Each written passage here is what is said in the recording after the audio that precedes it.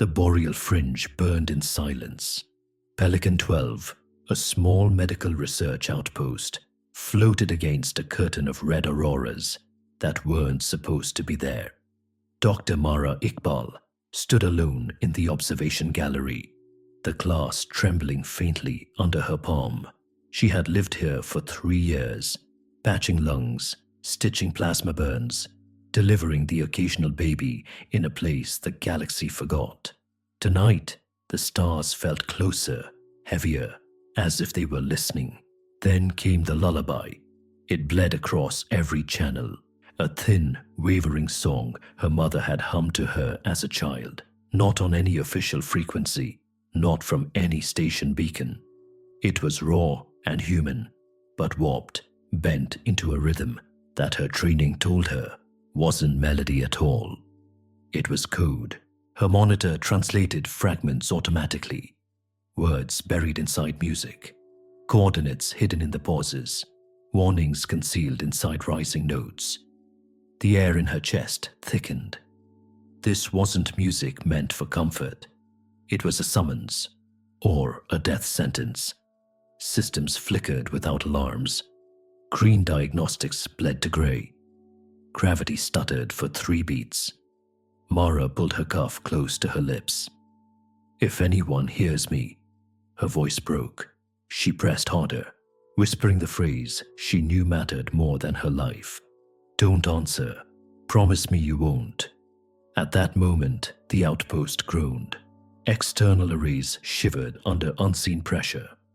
Through the gallery window, a smear of silver appeared against the aurora, like teeth catching starlight. Veopods. She'd only ever read about them in speculative intelligence reports. A species that looked at surrender as rot, as a weakness to be cut away. They were supposed to be myths, kept alive by border veterans. But myths didn't cut through hull plating like it was paper. Mara staggered back as the deck shivered under impact. Somewhere down the corridor, children screamed, their voices instantly muffled by the thud of ceiling blast doors. The lullaby twisted again, chords inverting, syllables snapping into a kill tone. Screens across the gallery blinked with a single phrase, written in a language not hers, but suddenly clear. Clean silence initiated. Her hand shook, but she forced herself to keep recording. "This is Dr. Mara Iqbal of Pelican 12. We are under attack. Civilians, scientists, families, 800 lives. If this message gets through, remember, don't answer." The last words carried not despair, but a hidden edge, one she prayed Earth would remember how to hear. The aurora pulsed brighter, and then the glass before her cracked like ice. The outpost falls, a vow is made. The breach alarms didn't scream. They stuttered once, then died mid-wail, leaving only the deep metallic groan of a station tearing at its seams. Oren Valdez, chief engineer of Pelican 12, was already sprinting towards Section C when the first impact tore gravity away. He crashed into a bulkhead, rebounded, and grabbed a handrail to steady himself. In his other arm, clutched tight, was a boy no older than 7, the youngest son of the hydroponics supervisor. The child's breaths came in quick whistles, shallow and scared, but he held on as Oren shouted, "Count the blinks with me. 1, 2, 3, 4. The cryocab waited at the junction, a capsule designed for long-term stasis in case of environmental collapse. Oren shoved it open with a grunt, eased the boy inside, and pressed the initiation rune. Cold vapor kissed his face as the capsule sealed, lights washing blue. "You're safe now," he muttered, though his chest knew he was lying. "Promise me, kid. You keep counting." The boy's eyelids fluttered, and then the stasis gel closed around him, muffling the world away. The corridor lights dimmed again, flickering to black, and then came the sound no human should hear, the sibilant rasp of metal being parted from the inside, as if the walls themselves had chosen treachery. The first veer pod burst through 3 compartments over, its hull unfolding like a blossom made of knives. White dust spilled ahead of the breach, curling through the air like frost before dawn. Shapes emerged from the cloud, bone-lithe, jointed wrong, their armor folded from angles that hurt to stare at too long. Dr. Mara Iqbal staggered into the junction, her medkit bouncing at her hip. "Oren!" she shouted. He turned, wrench still in hand, sweat slick on his forehead. "Get to the cafeteria," she barked. "We're consolidating survivors." "They'll cut through us," Oren snapped, his voice ragged. "Blast doors aren't holding." "Look!" He smashed his wrench into the manual seal. Metal screamed, and the bulkhead slammed down, separating them from the breach. He laughed once, breathless, because sometimes brute force worked when circuits didn't. "We will not break," he whispered. Not to Mara, not even to himself, but to the steel. And something hurt him. The hull shivered. Tiny filaments embedded in the plating pulsed faintly, relays older than the outpost itself, resonating to the sound of human promise. They were chorus nodes, neuroceramic implants installed decades ago when humanity experimented with vow fields, physics-tied software that reacted to sworn oaths. Most thought them obsolete, dead weight, but Mara felt the hair rise on her arms as the bulkhead's glow shifted, faint but alive. Like the door had agreed to hold just a little longer. Children's cries echoed from the cafeteria beyond, mixed with the panicked voices of parents and scientists. Families clung to one another under flickering emergency lights, praying the Veer would see reason. Mara's throat closed at the thought. Reason here was rot. To the Veer, surrender was cowardice, and cowardice was infection. Infection had to be silenced. She raised her comm, lips trembling. "This is Dr. Mara Iqbal of Pelican 12. Civilians under attack. They're executing anyone left. If this message survives, remember our vow. We will not break." The station groaned again as another pod punched through. But the phrase carried, binding itself into circuits, metal, and memory. A vow had been made, and the universe had just agreed to listen. Earth wakes. The Garden Wolf, Admiral. Leon Koenig was a man who had spent 3 decades of his career preparing for wars that never came. His office at Geneva Defense Command was lined with relics of peace, gifts from alien envoys, faded banners from trade treaties, models of ships designed to haul medicine instead of guns. But the moment Pelican 12's last transmission reached Earth, his console dimmed, then fled blood red with a code he had hoped he would never see. Garden Wolf Edict activated. He froze, coffee halfway to his lips as the voice of Dr. Mara Iqbal spilled across the room. Her breathing was ragged, her words clipped by static, but the meaning was unmistakable. 800 civilians, silenced in 93 seconds. A lullaby twisted into murder. And then, the vow, we will not break. Koenig set the cup down without drinking. "Seal this channel," he ordered. His voice came out quieter than he expected. "And wake the vault."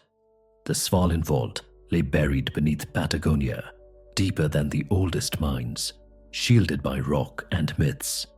It was spoken of in war colleges like a story about dragons.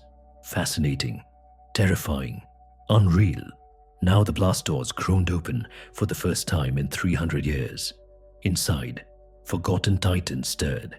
Banks of Orpheus arrays blinked to life. Their lenses, adjusting to star maps, updated by hands long dead. These were not telescopes, but strategic engines, machines designed to predict fleet outcomes by bending probability itself. Their surfaces shimmered with constellations that no longer existed, recalibrating to a galaxy that had changed without them. Beyond them, the The Mnemosyne engines began their slow hum. Huge ceramic spheres filled with neural entanglements. They were not powered by fission or fusion, but by synchronized human emotion, grief, anger, love, when amplified and aligned, could feed them more efficiently than antimatter. And now, across Earth's cities, billions were uniting in mourning. Screens replayed Mara's final plea. Parents held their children tighter, and across the networks, a low chant began. We will not break. The Mnemosyne engines drank deep, and their hum turned into a roar. Koenig walked the vaulted corridor with a small entourage of generals and scientists. Dr. Elena Vasquez, lead custodian of the vault, kept pace beside him, her eyes wide with awe and fear. All systems are functional, she whispered. Everything survived. The engines, the construction bays, even the chorus integration modules. It's all here. It was never meant to be used. One of the younger officers muttered, eyes darting across the colossal machinery. Koenig stopped, turning his gaze on the man. No, he said softly. It was meant to remind us that we can be wolves when the garden is threatened. He pressed his palm against the control pillar. Across the chamber, immense sky steel hulls began to stir. 12 dread craft, the kites, awakened from centuries of dormancy. Their names appeared, one by one, on hollow panels, glowing in languages both old and new. Ashen Crown, Lament's Edge, Terrible Swift Sword. Above ground, the news spread. Markets collapsed, temples filled, and across the concordant galaxy, alien diplomats froze as their envoys reported the same thing. Humanity had opened its teeth. The garden wolf had risen. The Vir mind and their war world Virhes was not a planet in the way humans defined one. It was a lattice, a vast armor of hexagonal plates crafted over a world that once teemed with oceans, forests, and a people who might have chosen peace. Now, from orbit, all that could be seen was the shell, black, angular, pulsing with an eerie light that shimmered like the surface of an oil spill. To the Vir, it was not merely home, it was scripture. Inside their ships, the Vir spoke without sound. Their language was a web of pulses and resonant harmonics that bled through bone and into thought. They had no word for question, only gradients of certainty. To them, doubt was decay. Hesitation was a form of death. What humans called clean silence was not just a tactic, it was theology. When voices stopped, when resistance ended, the lattice rewarded them. Resources poured from Virhes's living shell. Food, energy, alloys that defied metallurgy. They believed the lattice was the divine exoskeleton, a proof that their ancestors had been chosen to inherit the stars. Commander Verth stood on the bridge of the warship Chasm's memory, staring at the latest report of human activity. Thousands of signals rising in unison, channels thrumming with grief-turned resolve. The chorus hum had reached them, faint but undeniable. His second-in-command, Kalresh, pulsed a sharp harmonic. They are weaving oaths, like us, but louder, too loud. Noise, Verth replied, his tone as calm as a dead star. Noise collapses. Silence prevails, but Kalresh did not relent. He adjusted the displays, showing the sudden disappearance of human exploration craft from the border. Patrols reported new signatures, colossal, unreadable, moving with impossible coordination. They hide their strength. They do not fight for honor. They fight for never again. Verth's jaw flexed, his obsidian eyes narrowing. For generations, the Vir had watched humanity spread like stubborn moss across stone. Weak yet persistent, they built outposts in the fringe, schools on barren rocks, farms under artificial suns. Verth had assumed their patience was a mask for frailty. Yet now, something else stirred in the dark. From deep within the lattice, Virhes itself pulsed, resonating with the voices of its children. The plates shifted fractionally, revealing the buried cities that had once been free. They were kept alive only to feed the lattice's hunger for silence. Verth ignored the images. They were a distraction. An old kilt. The creed was clear. Survival required silence, and silence required war. Far across the stars, in Earth's war room, Seldi Ithari painted the truth for Admiral Koenig and his council. His gelatinous body refracted light into holograms, showing the lattice not as stone, but as ideology crystallized into matter.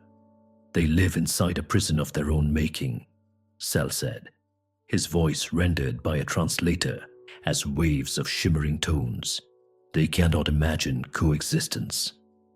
To them, to leave another alive is to leave rot. Koenig clenched his fists. Then they'll learn the difference between rot and roots. For the first time in centuries, humanity prepared not just for defense, but for judgment. And somewhere beneath the lattice, a buried ocean whispered back, waiting to be freed. First contact, second lesson. The first sight of the human fleet over the boreal fringe was not awe, it was confusion.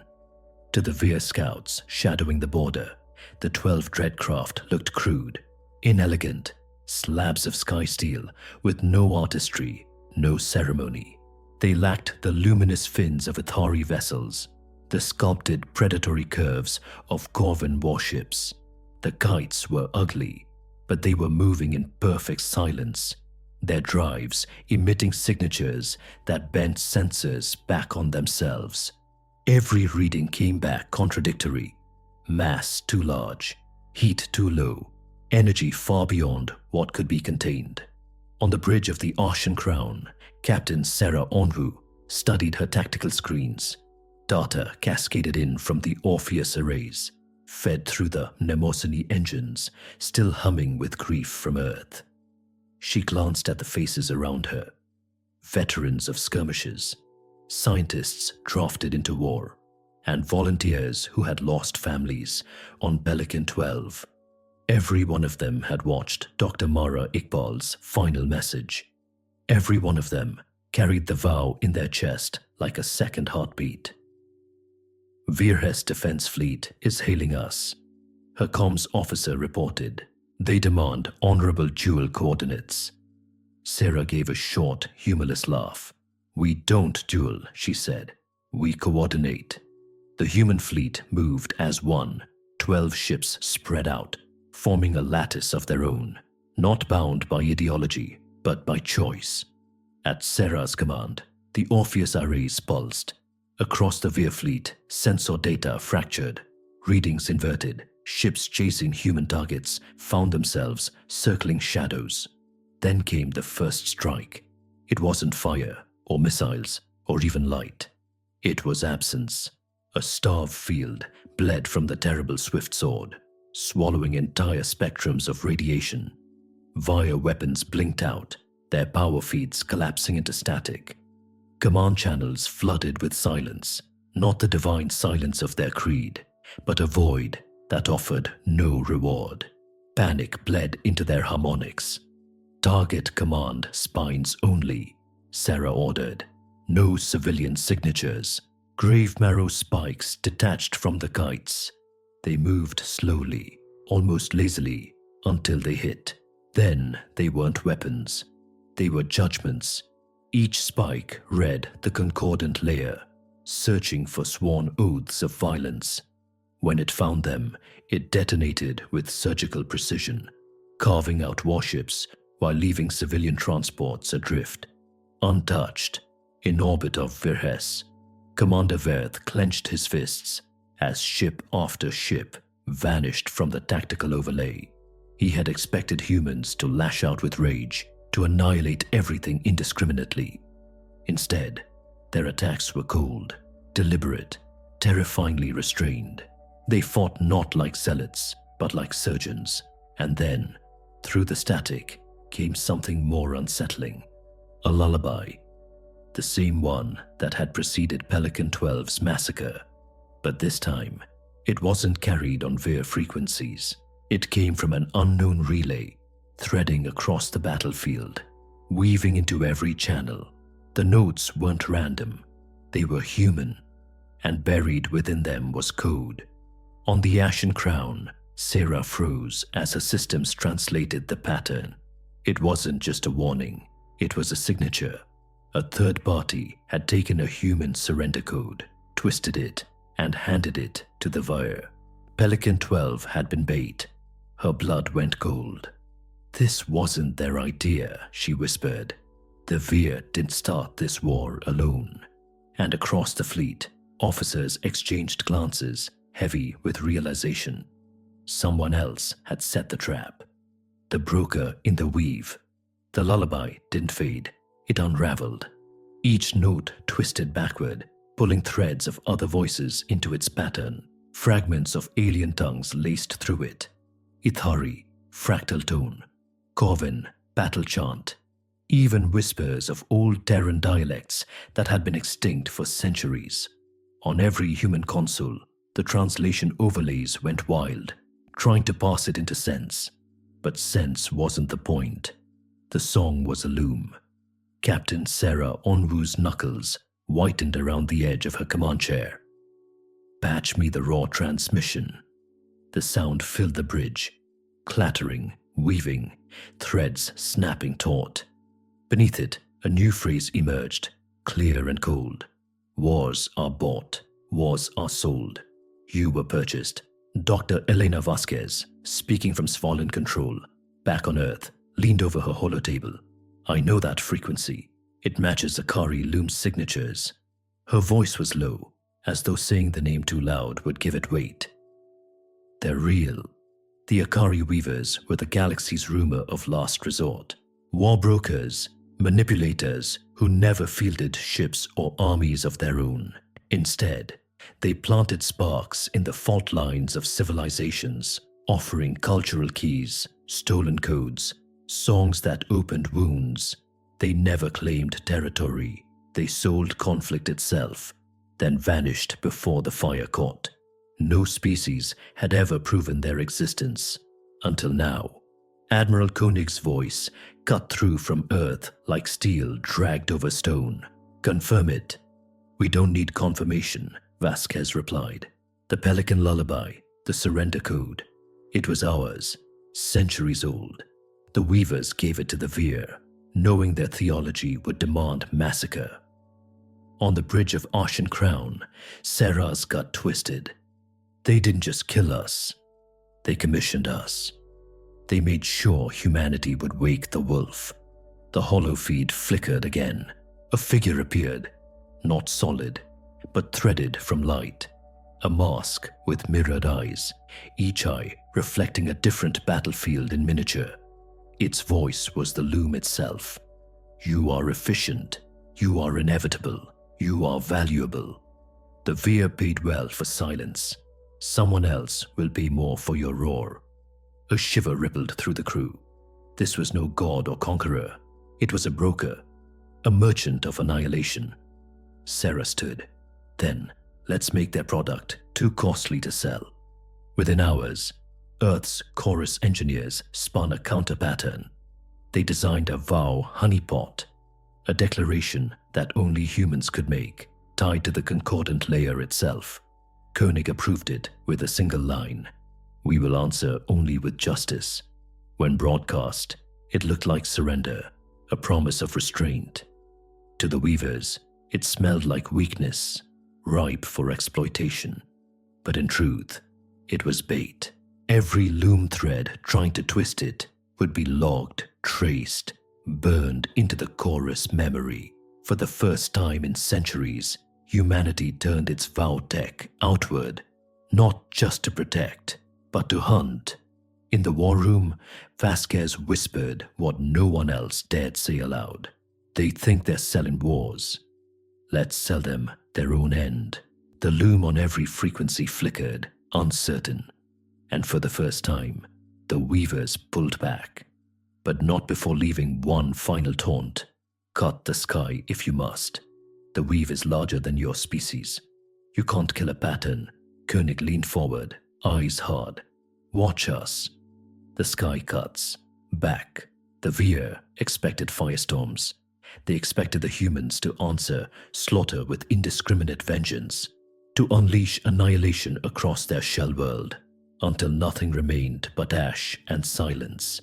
That was how the Veer themselves would have answered. But the human fleet didn't come with fire alone. They came with promises, and promises had teeth. Captain Sarah Onwu stood at the center of Ocean Crown's command deck, her eyes fixed on the tactical overlay. "Deploy Grave Marrow," she ordered, her voice steady, despite the weight pressing down on her chest. Around her, the crew moved with the precision of people who had nothing left to lose. On the screens, the kites exhaled their judgment. Grave Marrow rods, slender, dark, unassuming, drifted free from launch bays. To the naked eye, they looked like javelins tossed lazily into the void, but each rod was alive with Vow field resonance, tuned to the concordant layer itself. They were not targeting heat signatures or mass. They were listening for oaths. Across Veres's orbit, the rods sifted harmonics like wolves sniffing the wind. When they found a signature of violence, sworn intent, command orders, blood oaths, tied into the Veer creed, they pulsed, white-hot, and struck. Entire command spines, those colossal antennae that directed fleets and armies, imploded in silence. Warships went dark, without a shot fired at their hulls. Yet, when the rods drifted over civilian transports or residential sectors, they dimmed, passing by without a sound. To the Veer crews watching helplessly from their crippled vessels, the distinction was maddening. Humans weren't destroying indiscriminately. They were choosing. Sarah's comms officer's voice broke the tense quiet. Collateral minimal. Every strike matched to hostile vows. Civilians untouched good, Sarah thought, her throat tightening, because Mara Iqbal's words were still echoing across the fleet, like a ghost in every headset. We will not break. They weren't just fighting a war. They were keeping a promise. Far below, the sky itself seemed to split. Grave Marrow detonations rippled across the black lattice like cracks racing through ice. Entire sections of Verhes's armor shuddered. Hex plates peeling back to reveal the glimmer of oceans and cities beneath. Light from the buried world broke through for the first time in centuries. In one of those cities, children stopped mid-step in narrow streets. They lifted their eyes, blinking against the unfamiliar glow of stars peeking through fractured sky. Their elders fell to their knees, not in prayer, but in disbelief.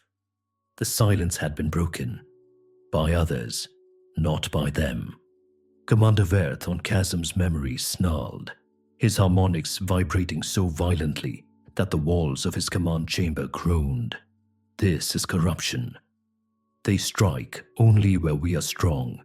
They leave rot alive. But even as he said it, the lattice trembled again, exposing more of the hidden cradle world beneath. On Ocean Crown, Sarah raised her chin, her voice calm, almost reverent. This isn't rot, she said, more to herself than to anyone else. This is roots finding light again. Koenig's command relayed across the fleet. Hold to the vow. Strike only what chose the blade. And with every measured impact, the sky itself cut back, not to erase life, but to end a creed that mistook silence for strength. The world that wasn't a world. The first breach of Verhes's shell did not sound like victory. It sounded like a groan. A resonance rolled across the lattice as entire hex plates tore free, tumbling into orbit like fallen shields. Through the fractures, light spilled down into depths no living Veer had seen for 1,000 years. Beneath the armor, oceans glimmered, Cities blinked awake, like constellations rediscovered. Vast forests stretched across continents that had been hidden under black geometry for generations. The truth settled over the human fleet like a second gravity. Virhes wasn't a fortress world, it was a prison. On the bridge of terrible Swift Sword, Admiral Koenig leaned forward, watching the images cascade onto his displays. "Confirm it," he ordered, though his gut already knew. Dr. Elena Vasquez's voice came across comms, hushed with awe. "Confirmed. The lattice is not planetary crust. It's artificial, crafted. Underneath is a living biosphere." Her scans paused, then deepened. "Populations detected. Billions. And Admiral, they're not part of the lattice creed. They're suppressed." The realization rippled through every channel. Humanity had not been fighting a species united in silence. They had been fighting a ruling order that had encased its own people in obedience. Seldi Ithari hovered in his containment field, his refracted light trembling. "The Underthing lives," he murmured. Their cradle was buried to enforce their doctrine. Clean silence was not just faith. It was shackles on Chasm's memory. Commander Verth reeled as data poured into his harmonics. The cracks in the shell weren't just strategic failures, they were revelations. Below his command, he saw faces turned upward. Vir civilians, millions of them, shielding their eyes from starlight they hadn't known existed. His harmonics faltered. For the first time, he hesitated. Kalresh, his second, pulsed sharply. "We were never chosen. We were hidden, fed on lies." Verth struck him, a pulse that shattered half the chamber's consoles. But the doubt had already spread. Other officers faltered, harmonics wavering, no longer in perfect lockstep. From orbit, humanity's grave marrow continued its terrible ballet. Surgical strikes, severing command spines, silencing only the voices sworn to violence. Yet the buried world below grew louder in return. Cries, shouts, the sounds of a people realizing their prison was not eternal. Koenig exhaled slowly. "We were never at war with their civilians," he said, almost to himself. "We've been cutting away the shell." He raised his voice, hardening. "Fleet, adjust targeting protocols. Prioritize lattice support nodes. Protect the cradle." Sarah Onwu's reply came crisp. "Acknowledged. We'll peel the armor, Admiral." The kites surged forward, vow fields blazing. With each strike, the prison split further, the shell unraveling to reveal a planet reborn. For centuries, the Vir had preached that silence was strength, that only the suppression of voices brought reward. But now, beneath the falling plates, billions lifted their heads and shouted, not harmonics of submission, but something older, a roar of life meeting starlight again. And as the roar rose, one truth became undeniable.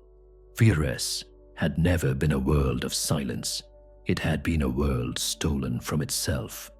Mercy with teeth, Admiral Koenig stood on the command deck of terrible Swift Sword, the fractured shell of Virhes spinning across his tactical displays. Entire hex plates tumbled through orbit like shattered crowns, but beneath them, the cradle world glowed, seas rippling with silver light, cities flickering alive, billions of stunned civilians staring upward at their first true sky in centuries. It would have been easy to destroy everything, to reduce both lattice and world to rubble. Easy and wrong. "Status on civilian sectors?" Koenig asked. Captain Sarah Onwu's voice cut through the comms, firm. "Hold in fire. All grave marrow locked to war nodes only. Civilian grids marked safe. Vow fields confirm minimal bleed." On another channel, Dr. Elena Vasquez whispered from the Svalin vault, as if afraid the galaxy itself was listening. "We're carving the war out of the world, Admiral. Just the war. Nothing else." Koenig nodded, though the weight of the decision pressed like stone on his ribs. Then let's finish it. The Orpheus arrays flared, bending causality itself. Human ships moved faster than the Veer could comprehend, not dodging, not retreating, but appearing exactly where they were needed. In each place, grave marrow rods detonated, not in firestorms, but in precise cuts that sliced away lattice supports, fleet beacons, and command spines. It was mercy with teeth, and to the watching galaxy, it was more terrifying than genocide. Across Verhes, orbital platforms blinked with surrender codes, their commanders weeping as they realized the truth. Humans weren't seeking conquest. They were dismantling only the machinery of oppression, leaving everything else intact. This was not slaughter. It was judgment. But then the weave whispered again. On Ashen Crown, Sarah froze as her screens lit with loom signatures. A hidden backdoor flared inside the Vautech itself, seeded centuries ago. The Akari weavers hadn't only baited the Veer with stolen codes, they had left a parasite in humanity's own chorus systems. The Vow field amplification, the grave marrow resonance, even the Menemosyne engines, all had been designed with a seam. A single phrase could flip them from tools of precision to weapons of indiscriminate destruction. And the weavers had chosen this moment to activate it. The lullaby returned, woven sharp now, its notes threatening to twist every human vow into annihilation. Screens flashed with false commands. Burn them all. Burn them all. Mara Iqbal's last words saved them. Her voice replayed across the chorus, echoing inside the very circuits that had been compromised. If anyone hears me, don't answer. The phrase wasn't despair. It was a countersign, planted into the system like a lockpick hidden in a wound. The weaver's back door collapsed on itself, every thread unraveling. Sarah's hands trembled as she steadied her console. She knew. Somehow she knew. Koenig exhaled, iron in his voice. Then the trap was ours after all. The weaver's loom flickered once more, their mirrored mask dissolving into static. Patterns can't be killed, it whispered. Watch us, Koenig growled again, his voice carried on vow fields across the fleet. And with that, humanity struck the last blow, peeling away the final plates of the lattice. Not to erase life, but to strip war naked before the stars. After the fire, the question, the silence that followed the final strike, was unlike any the Veer had ever known. Not the clean silence of their creed, heavy with obedience and fear, but a true silence. No more shell groaning overhead, no more command harmonics vibrating through the bones of children. Just the sound of waves on shores that hadn't seen starlight in 1,000 years. Admiral Koenig stood at the forward glass of Terrible Swift Sword and let himself breathe. Below him, the cradle world stretched free, scarred but alive. Orbital wreckage glowed faintly as it burned up in atmosphere, scattering like meteors across oceans. For the first time in centuries, Verhes saw stars without the lattice. For the first time, its people saw each other without shadow. War Machine neutralized, Captain Sarah Onwu reported from Ashen Crown. Her voice was steady, but he could hear the exhaustion behind it. All civilian grids untouched. Evacuation pods from the upper shell are landing safe. They're looking up, Admiral. They're looking at the sky. Koenig closed his eyes. He had seen 1,000 tactical overlays, 1,000 probabilities. None of them had prepared him for this. Not victory, not conquest, liberation.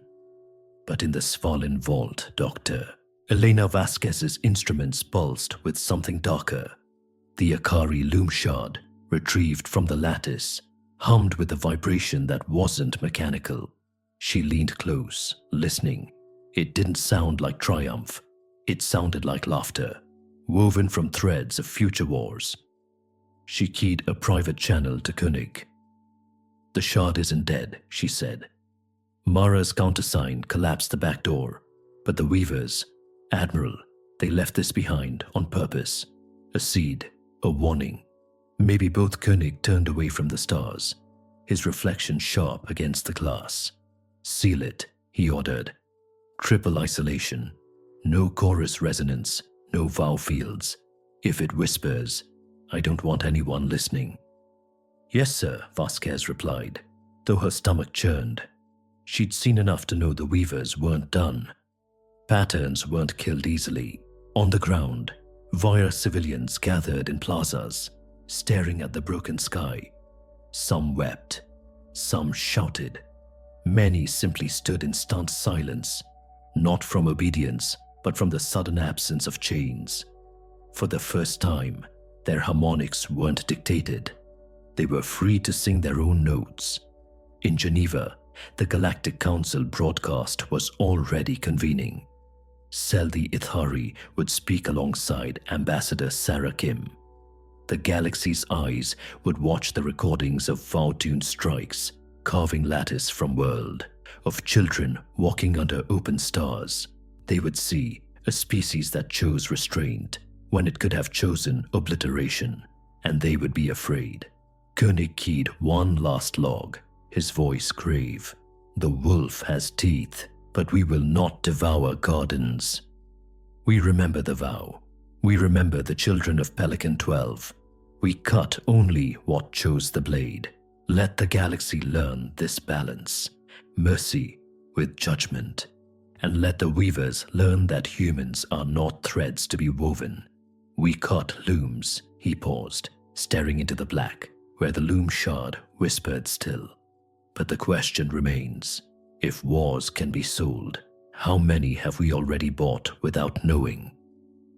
The fleet turned away from Virhes, leaving the cradle free beneath its broken shell. Stars stretched ahead, wide and waiting. And somewhere, in the Perseus dark, the Weavers began to hum again.